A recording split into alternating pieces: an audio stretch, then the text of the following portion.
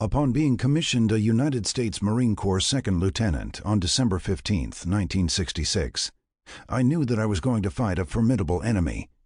What I didn't know was that I was going to have to fight others at the same time, and I would need an anchor. In April 1945, U.S. forces suffered 80,000 casualties in the Battle of Okinawa. By 1968, Camp Hansen on Okinawa had become a processing station for U.S. Marines coming from and going to Vietnam. For those of us who were under orders to Vietnam in 1968, the destination phrase on Okinawa was down south. The watershed year 1968 began peacefully enough for my wife Patty and me. We were at Camp Lejeune, North Carolina, where I was completing the Marine Corps Motor Transport Orientation course at nearby Montford Point. During World War II, when the services were segregated, Montford Point was known as the Black Boot Camp.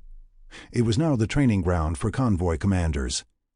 With a weekly six-pack of beer or bottle of bourbon as bribe, we were able to rent a vacation cabana on Onslow Beach in between the Atlantic shore and the inland waterway.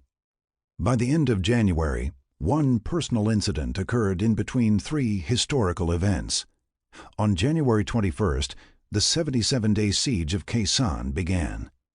2 days later, the USS Pueblo, a Navy intelligence-gathering ship with a crew of 83, was captured by North Korean patrol boats in the Sea of Japan for allegedly violating territorial limits. 3 days after that, my class at Montford Point graduated from motor transport school. 5 days after that, the Tet Offensive erupted in Vietnam, a planned wave of attacks striking more than 100 towns and cities. Only 1 month into the year, and the world seemed to be reeling. I cannot recall any year that began with so much tumult.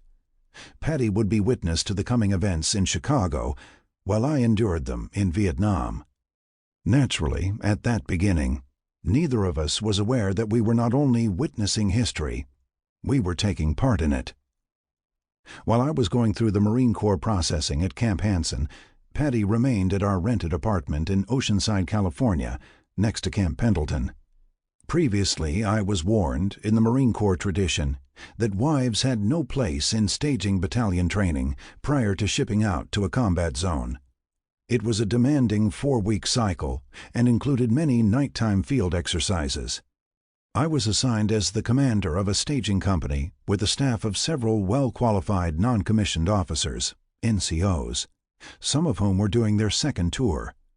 Patty and I always knew our time on the front end of Vietnam would be limited, and we needed to treasure every moment.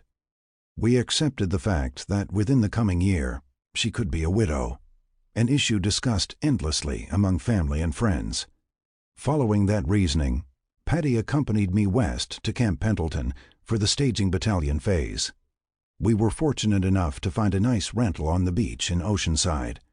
It was here where we watched Walter Cronkite's historical televised editorial, a reaction to the 25-day siege of the Citadel in Hue City during the Tet Offensive.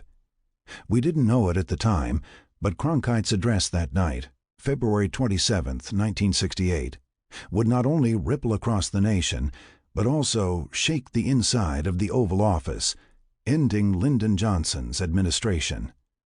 I still recall Cronkite looking straight into the camera.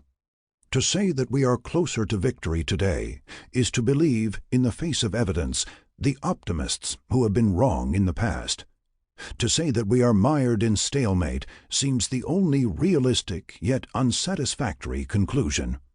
It is increasingly clear to this reporter that the only rational way out will be to negotiate, not as victors, but as an honorable people who lived up to their pledge to defend democracy and did the best they could." Sleep came hard that night.